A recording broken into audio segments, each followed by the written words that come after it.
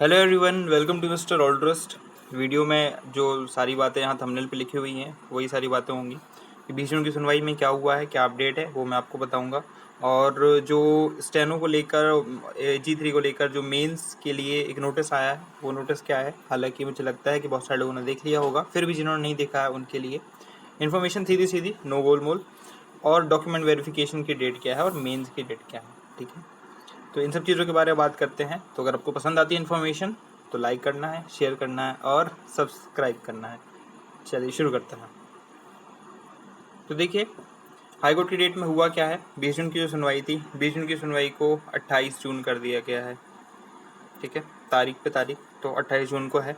अब ऐसा नहीं है कि 28 जून की कोई सुनवाई हो ही जाएगी, ठीक है। हो सकता है आपको एक नई डेट मिले, लेकिन एक नोटिस जो आया है उससे आपको काफ़ी सारी चीज़ें पता चलेंगी। तो सुनवाई तो चलती रहेगी, लेकिन ऐसा लगता नहीं है कि अब ये भर्ती बहुत ज़्यादा डिपेंड करेगी सुनवाई पर।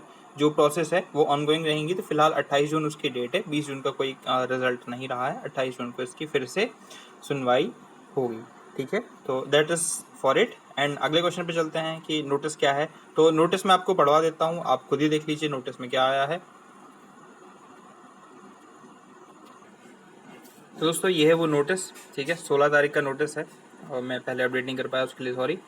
16 तारीख 16/6 का नोटिस है। नोटिस में साफ लिखा हुआ है कि जिसको ग्रेड 3 ग्रेड 3 और सीट लेके स्टेनो का पेपर देना है, मेंस देना है, उनको ये जो 577 रुपये हैं, मतलब आप 600 ही मान लीजिए, तो ये फीस पे करना अनिवार्य है, तभी वह मेंस दे पाएंगे। तो जिनकी मेंस देने की इच्छा है तो उनको इसको देना पड़ेगा। ये पहली बार हुआ है, पहले नहीं होता था। पहले मतलब कोई एक्स्ट्रा फीस नहीं मांगी जाती थी, लेकिन अब वो उनकी मर्जी है, वो ले रहे हैं, ठीक है।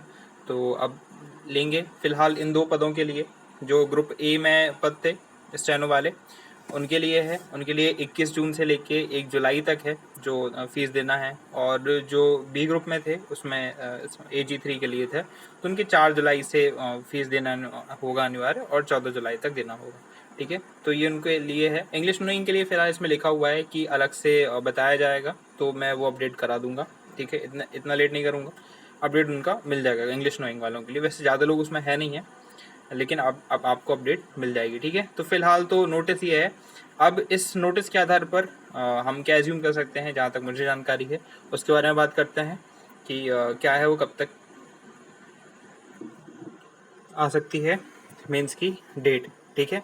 तो मेंस की डेट के संबंध में जैसे आपको पता है कि लास्ट जो है 4 से लेके 14 जुलाई तक तो खाली उसकी फ़ीस ही देनी है, ठीक है। तो ये प्रोसेस चलेगी और आपको मालूम है उसके बाद डॉक्यूमेंट वेरिफिकेशन होगा।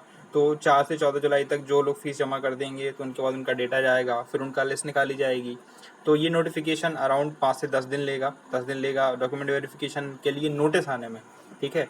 तो आप मान लीजिए आपका 25 तारीख का या 20 तारीख तक हम मान लेते हैं, 20 जून तक, जुलाई तक, 20 जुलाई तक आपका नोटिस आएगा। और 20 जुलाई के बाद आपका डॉक्यूमेंट वेरिफिकेशन हो सकता है 1 अगस्त से, मतलब अगस्त फर्स्ट वीक ऑफ अगस्त में आपको डॉक्यूमेंट वेरिफिकेशन की डेट देखने मिले, या फिर डॉक्यूमेंट वेरिफिकेशन स्टार्ट हो जाए। तो कम से कम 15 दिन तो ये चलने वाले हैं, 15 दिन आराम से चलेंगे। ऑफलाइन चीज़ें होती हैं तो इसमें भी थोड़ा सा समय लगेगा।